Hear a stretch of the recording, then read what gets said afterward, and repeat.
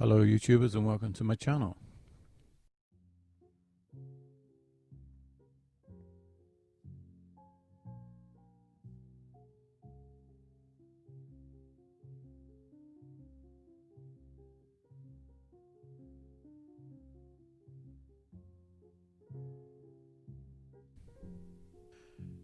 You can see here 80-year-old posts.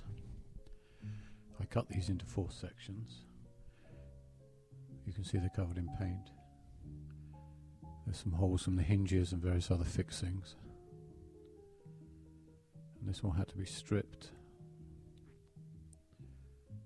So I just used my DeWalt paint stripper and scraped all the paint off.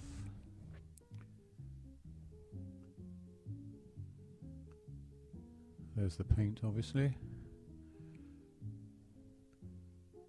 And there's the 4 legs that I'm going to be using.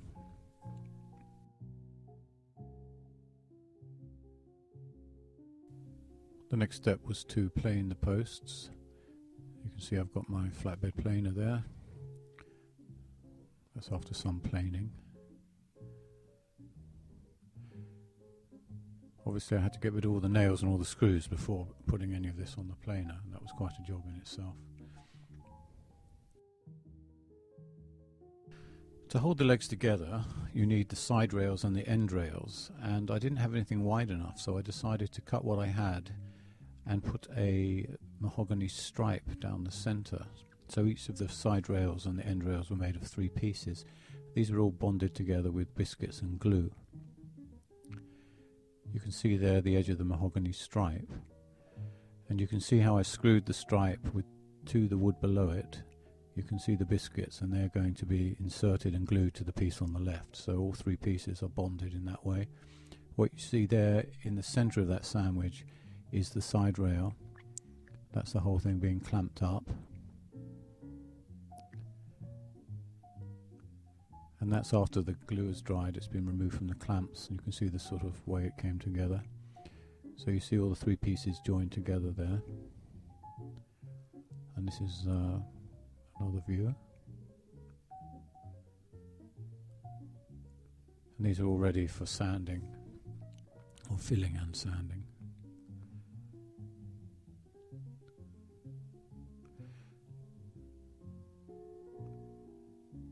So at this point all the holes had to be filled. I'd extracted all the nails and all the screws. I've mixed some epoxy with sawdust, a very fine sawdust, and I'm pouring it into the holes. And where there are cracks, of which there were quite a few once it had been planed, I could see these cracks. That's just filled with a super glue, which you see there, a little bottle of it. And this was all left to dry. In the jar there's the sawdust that I used, the fine sawdust powder. And these are the end rails and the side rails. I also poured glue and epoxy into the knots where they were splitting and opening up. And the last step was to take the sander and sand everything nice and smooth, get rid of the pencil marks and any surface dirt from storage in the garage. And you can see there pretty much the final product. You can see nice wood grain, and the joints are nice and tight. And the last thing I did was to round off the edges with a router and just sand them again so that everything is nice and smooth.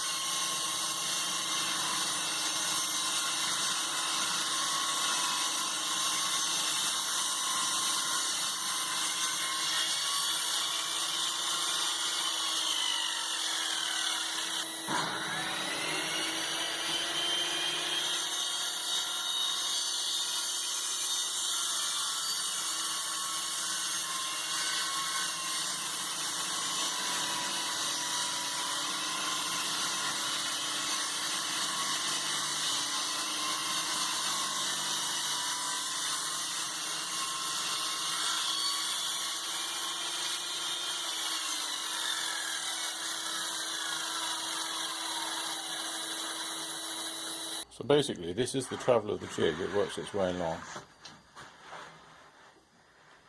all the way to about there, and there you can see the taper I cut. I haven't gone all the way through yet, but you can get an idea of what's involved. So here's the other jig. It's the mirror image of the one I just used, and it's designed just to flip the post over and to cut through the last couple of centimetres or 3/4 of an inch that the table saw blade won't reach. So this is the left-handed sled which I just used. What I'm going to show you here is how it's cut through.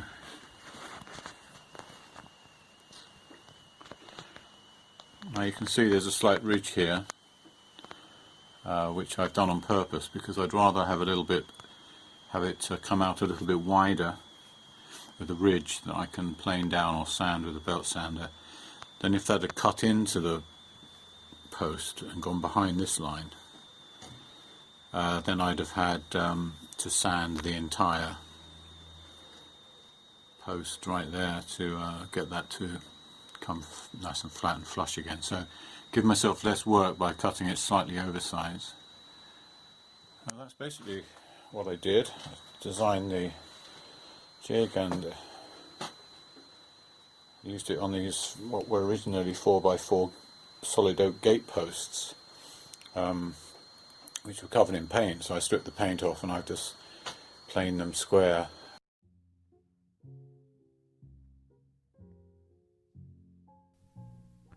So the next step is to route all the edges of the legs I've built. I'm just using a standard router bit, just using the fence there to guide the wood along across the router bit. And this is the end product, nice and smooth with rounded edges after a bit of sanding.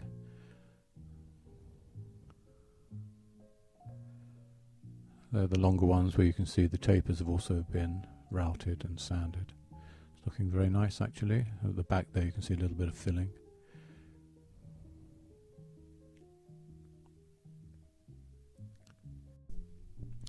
Now the end rails need to be mortise and tenoned into the legs, so I'm cutting the mortise here. These were finished by hand. Now you can see how deep it is. A nice clean bottom and sides, looking very nice. So that's ready to receive the end rails. It'll be glued together. So I have to cut the tenon on the end rail, which is the next step. At this point the bed connectors needed to be fitted into the legs. That connects to the side rails, holds the bed frame together. I used a router to route out the channel, which was then squared up with the chisel, and then I used the mortise machine just to go a bit deeper so that the male part of the bracket has got somewhere to go when it hooks onto the female bracket. You can see them all fitted there.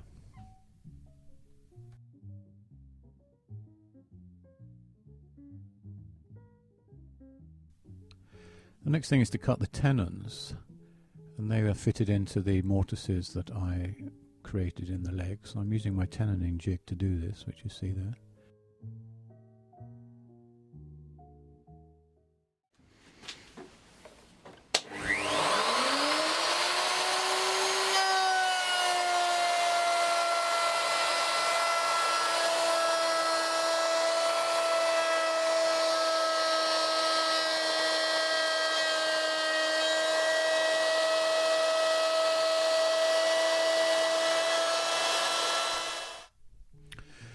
So there's the tenon there. You can see it's been cut with the router. The next thing is to smooth that out with the plane. I'm using a square there just to keep it nice and square. That's the end result. It looks pretty good. And using a Japanese saw, I'm cutting in at both ends to remove some of the tenon.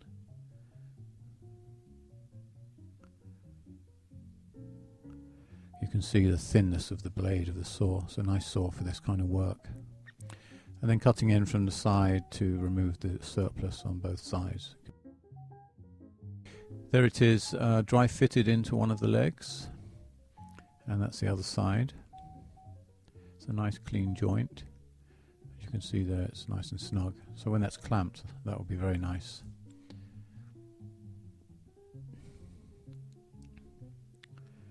At this point I decided to glue everything together, so I'm using my 8-foot clamps, which I created from 2 4-foot clamps. You can see a video on that on my YouTube channel if you want to do that. And there's the bed just loosely laying in there at this point. And there's the other end with the shorter legs. And then this is all clamped together from one end. I used Cascamite glue to hold this all together.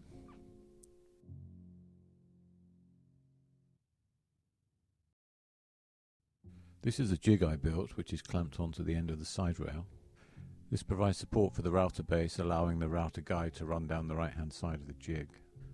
The router base is lined up with the 2 pencil marks, and then it travels down to the block at the bottom, cutting the appropriate depth in the right place. When it's cleaned up with the chisel, the bed frame connector can be fitted. Here I'm creating the supports for the slats. You can see these are rounded around the edges and the ends. They were then glued in place and screwed every 6 inches for strength.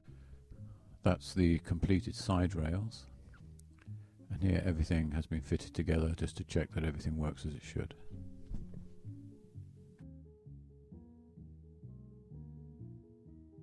The next thing was to find wood for the slats.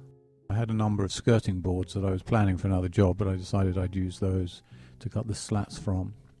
And after a lot of cutting, you can see there the slats cut to width. I used a router to round over the edges. So it took quite a long time, and that's the final result.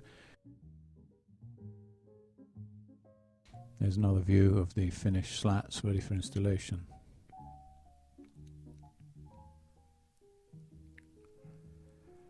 I had a lot of extra bits from the skirting boards, the tops of the skirting boards, which I thought I might be able to use in a special design for the headboard. So I tried a few variations on it, and in the end I decided I'd just go with the plain wood. I had some planks of wood which I thought was possibly mahogany, but I passed them through the planer to clean up both sides, and then I thought I'd split them down the centre. So I built this fence which I connected to the table saw fence, and that enabled me to slide the wood along that, and by lifting the saw blade incrementally I was able to cut through both sides. You can see a little bit of a join there in the centre of the wood, and that needed to be split so that I could clean up the wood. I did this with a Japanese saw, just worked my way down the centre. I'm halfway down, you can see it there. And then that's the sort of wood opened up, which obviously needs some planing, and that is after running it through the planer and cleaning it up. You can see the grain. That's both of them done. They do create a book match effect, and that was what I was looking for. I've glued the 2 pieces together, and then after that sanding the glue away and trying to clean them up. I decided to back the veneers with plywood for strength, because if I'm sitting up in bed, I'd be leaning against it, so I wanted it to be strong enough to take my weight. I used pocket holes to secure the panel into the frame. The frame is a pine frame, and that's the centre rail and the 2 outer rails. I used the dado blade to cut the tenons on the table saw, as you can see there. And then I cleaned them up with this small plane just to make sure everything was nice and true. You can see there, just check the ends, so make sure everything's 90 degrees to enable me to get very nice clean joints when it's all screwed together. That's the frame dry assembled, just to check that everything is fine. There's another view of it.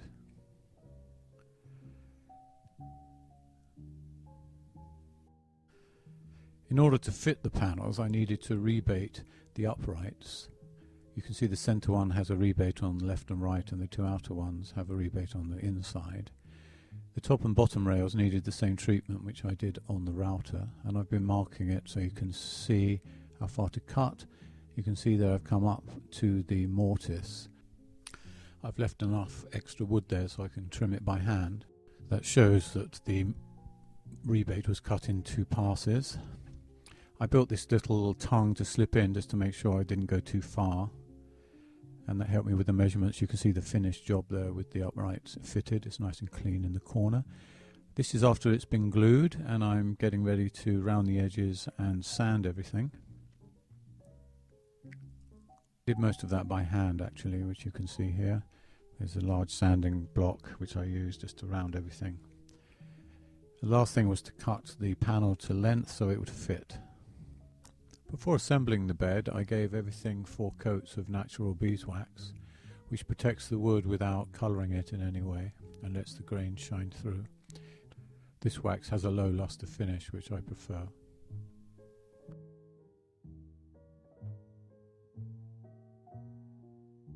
The final assembly was done in the room where the bed is going to be installed. I put some felt on the bottom of the legs. I've also got the centre section with 2 legs to support it that was fitted. That's kind of got brackets at both ends. And now I'm beginning to assemble the slats, and I'm using a little block there to help me space them. And there it is, finished, all the slats in place and screwed down at both ends and the middle, I believe. You can see underneath there how it looks with the legs supporting and the cross rail there to help take the weight of the mattress and the people sleeping on the bed. That's with the mattress fitted beautifully, and that's the headboard installed. That's another look at the headboard. I think I've done one more picture. Yeah, you can see the legs at the back tipping backwards, so the headboard is at an angle, and that's the finished product with some bedding on top. Great project. I really enjoyed doing it. It's now been about 6 months since I built the bed, and it doesn't squeak, it doesn't move, it's rock solid, and it's a really nice bed, and I'm really pleased that I managed to do it in this lockdown and make some use of my time. Just want to wish my subscribers and everybody watching this video a happy 2021, and I hope we find our way through these unprecedented dark times, and I look forward to a better future for everybody. Thanks very much, and please subscribe.